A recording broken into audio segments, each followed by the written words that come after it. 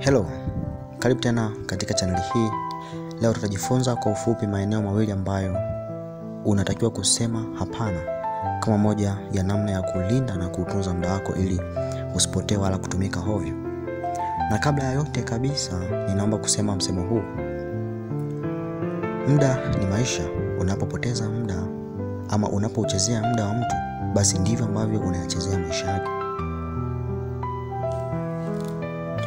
Leo ninaomba tujifunze maeneo mawili ambayo ni ya kuyaangalia kwa makini, ambayo yanaweza kusababisha distraction ama uharibifu katika utendaji kazi wa mtu na kupelekea kushindwa kufanya mipango yake ndani ya muda uliotarajiwa. Jambo la kwanza bila kupoteza wakati ni teknolojia. Kama unavyojua ya kwamba kwa sasa kuna lindi kubwa la taarifa mbalimbali kutoka huku na huko duniani zinazotufikia kwa njia ya simu, kompyuta, redio, television na kadhalika. Watu wengi wanashindwa kujizuia bila kujua ya kwamba muda wao unaliwa. Kwa mfano, utakuta mtu anaongea na watu mbalimbali kwa njia ya simu na anatumia muda mrefu sana, lisaa hadi masaa. Na mara nyingi zaidi unakuta ni story tu wanazozipiga bila hata kuwa na hoja ya msingi. Na kuna watu wengine pia wao ni kuperuzi mtandaoni kuanzia asubuhi hadi jioni. Ni kufuatilia taarifa ambazo wala hata hazimsaidii kitu chochote katika maisha yake. Na matokeo yake ni unapokuja kugundua unakuta tayari hauna muda tena. Muda umeshapotea kufanya vile vitu ambavyo vilikuwa ni muhimu kufanyika kwa wakati ule. Na hii mara nyingi hupelekea msongo wa mawazo na kuishi maisha ambayo hauyafurahii. Kuna wakati pia unakuta upo unafanya kazi, mara unasikia taarifa fulani pengine kwenye TV au internet. Unakuta unaacha kufanya ile kazi ambayo ni muhimu kufanyika kwa wakati ule, na unakimbilia taarifa. Na mbaya zaidi, ile taarifa inaweza kukuchukua muda mwingi sana. Pengine inaweza ikawa ni taarifa ya kusikitisha ambayo itakuacha na mazonzi.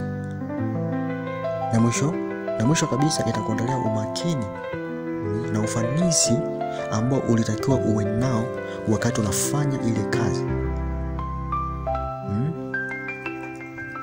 Hivyo inaweza kupelekea zaidi ukatamani kupata muda mwingine wa kufanya ile kitu ambayo ulikuwa unaifanya kwa wakati huo. Sasa nini ufanye ili kuishinda hili? Jambo la kwanza la kufanya kabisa ni usiwe mtu wa kusikiliza ama kusoma kila taarifa. Hakikisha unasoma taarifa zile ambazo ni za muhimu tu, ambazo zinaongeza kitu katika maisha yako. Jambo la pili ni zima simu, TV ama kompyuta ule wakati unafanya vitu au kazi za muhimu. Hasa kwenye simu na kompyuta, hakikisha unazima data, kwani data zinapokuwa on ni rahisi taarifa kutoka katika mitandao kuingia, na hizi zitakuondolea umakini na ni moja ya distraction.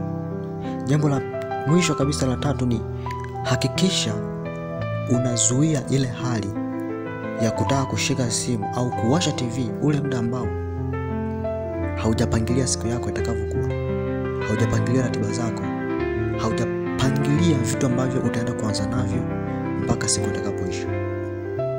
Kwani mara nyingi unaweza kushika simu ukakutana na taarifa ambayo itakusikitisha na kukufanya ushindwe kupangilia siku yako itakavyokuwa. Unaweza kukutana na taarifa ambazo zitakufanya uwe na majonzi siku nzima na kukufanya ushindwe kabisa kufanya zile kazi ama vile vitu ambavyo ulitaka kufanya katika siku husika. Jambo la pili ambalo ni la kuliangalia kwa umakini ni watu, people. Nikiwa na maana ya ndugu, marafiki na jamaa au wazazi. Nakumbuka wakati niko mdogo, baba yangu alipenda sana kutufukuza twende mbali kidogo na mahali alipokuwa amekaa. Na ilikuwa ni wakati ule ambao alihitaji kujisomea.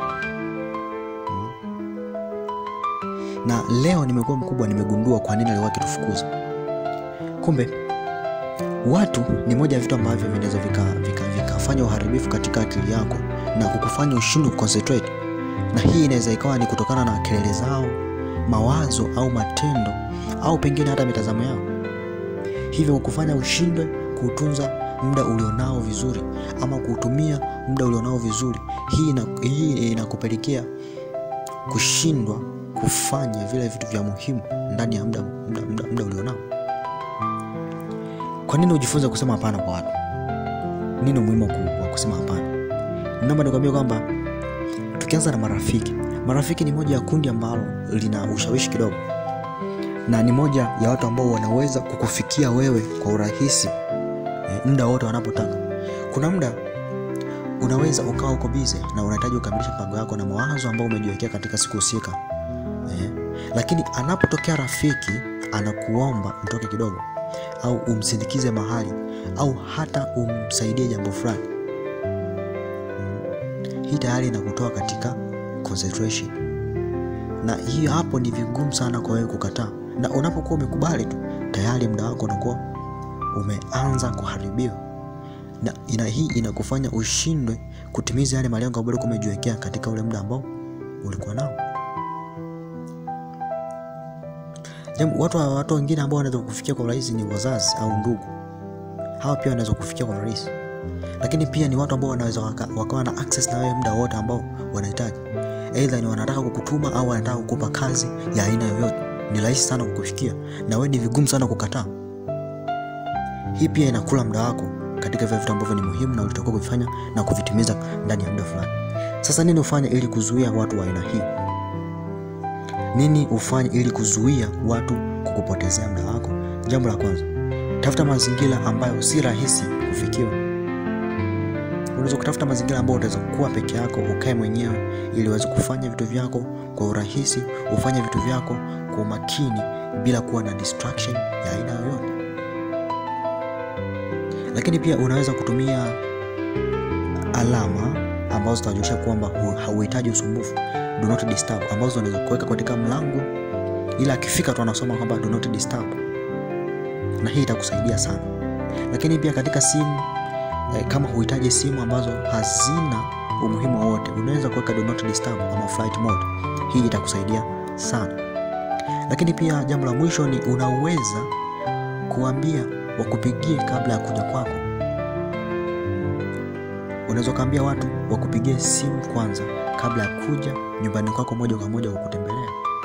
Hii pia ni kuepusha usumbufu na distraction ambazo watakuja nazo. Asante kwa muda wako. Tuandikie kile ambacho umejifunza katika comment section, na bila kusahau kabisa subscribe, like, share kwa watu wengine ili tujifunze sote kwa pamoja, na ukaribisha tena wakati mwingine. Asante.